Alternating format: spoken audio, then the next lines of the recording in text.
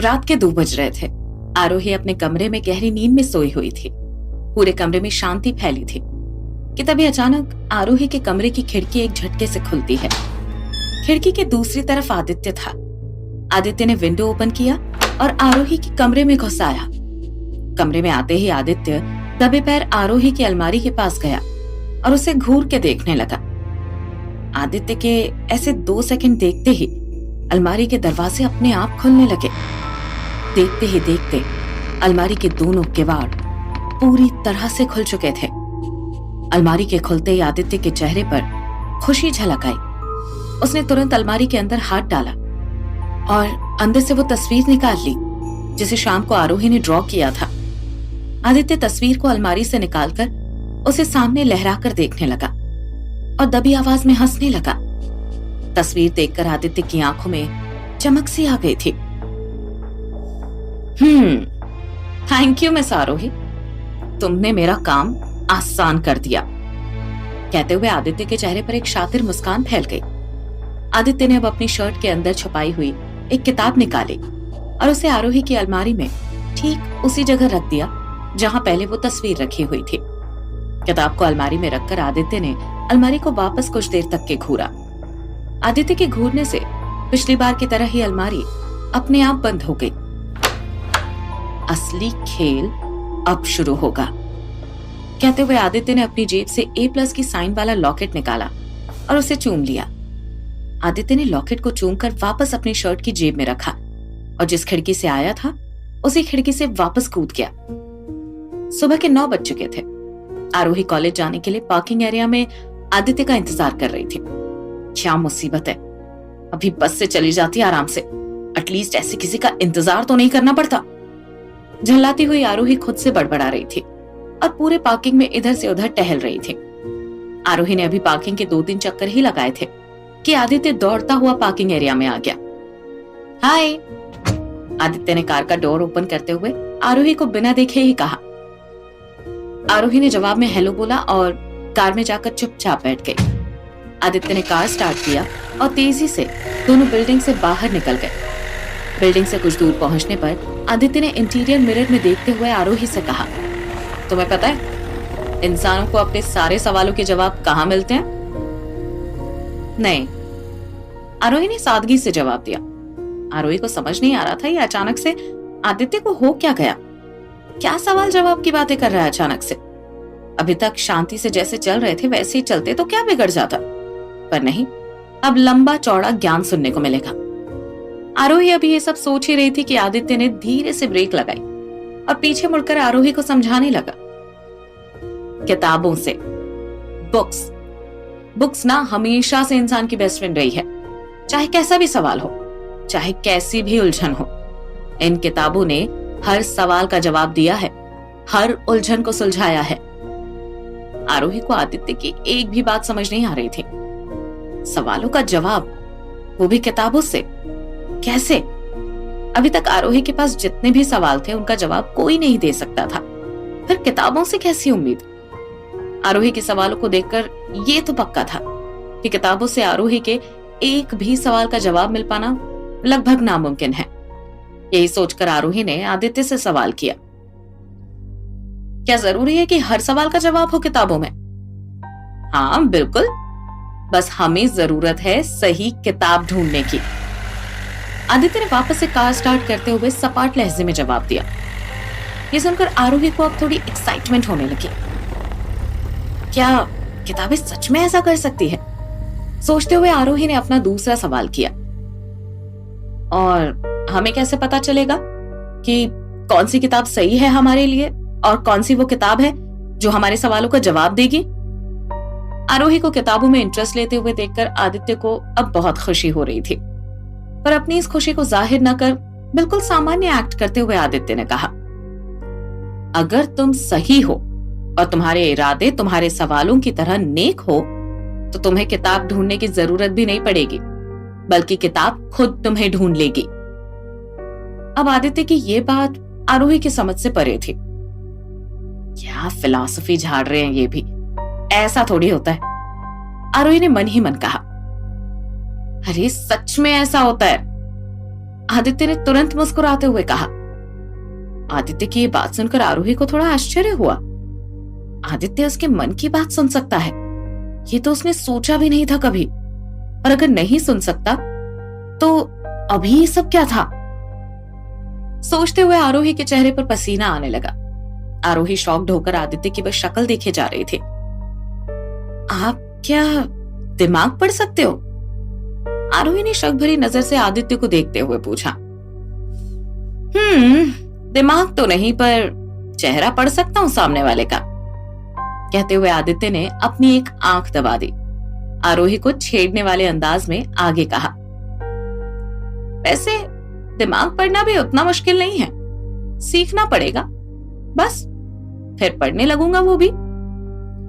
आरोही अब समझ चुकी थी कि आदित्य उसकी टांग खिंचाई कर रहा है, तो अब आगे कुछ बहस न करते हुए आरोही चुपचाप बैठ गई। अब तक दोनों कॉलेज के एंट्रेंस गेट पर पहुंच चुके थे, तो आरोही वहीं से उतरकर अपनी क्लास में चली गई। आदित्य भी कार पार्क करके स्टाफ रूम में चला गया। आज आरोही की क्लास में खूब शोर हो रहा था। हो भी क्यों ना, रूपल मैम ने आज ही डांडिया नाइट्स की डेट अनाउंस की थी। पढ़ाई में भले आरोही की पूरी क्लास उससे पीछे रहती थी, पर डांडिया नाइट्स का सबको इतना क्रेज था कि डेट अनाउंस होने के बाद एक भी दिन कॉलेज बंक नहीं करता था कोई, और सब के सब उसमें पार्टिसिपेट करने के लिए एक्साइटेड रहते थे। आरोही को कभी कॉलेज के इन फंक्शंस में इंटरेस्ट नहीं था। वो हमेशा से ही सिर्फ पढ़ाई से मतलब रखती थी और अपनी मेहनत के दम पर हमेशा क्लास में टॉप भी करती थी। यही कारण था कि आरोही अपने सारे टीचर्स की फेवरेट स्टूडेंट थी। अभी क्लास में लंच टाइम हुआ था। सारे बच्चे आपस में डिस्कस कर रहे थे कि कौन कौन उस दिन डांस परफॉर्मेंस देने वाला है। मेरे परफॉर्मेंस के बिना तो पूरा प्रोग्राम अधूरा लगेगा, तो मुझे तो कैसे भी पार्टिसिपेट करना ही पड़ेगा।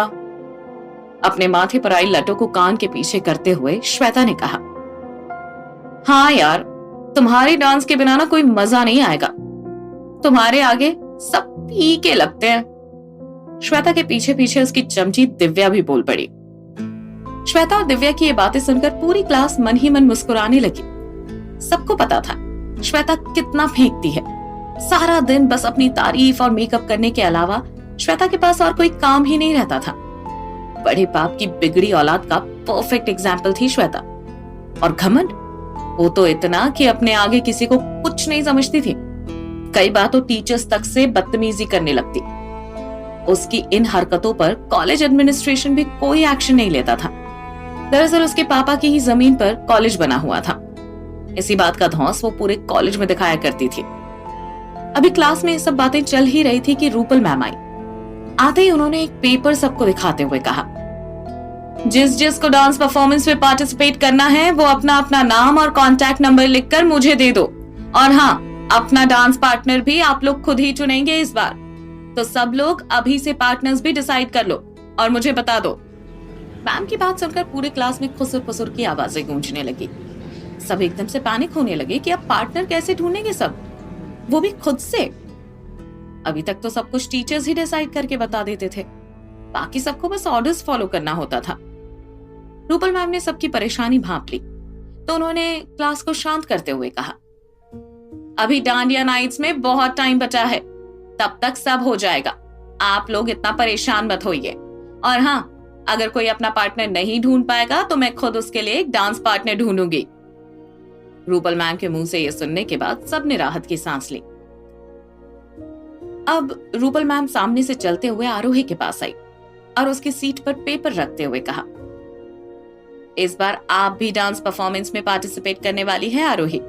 जल्दी से अपना नाम और कॉन्टैक्ट लिख दीजिए इस पर। मैम की बात सुनकर आरोही पूरी तरह से सुन्न पड़ गई।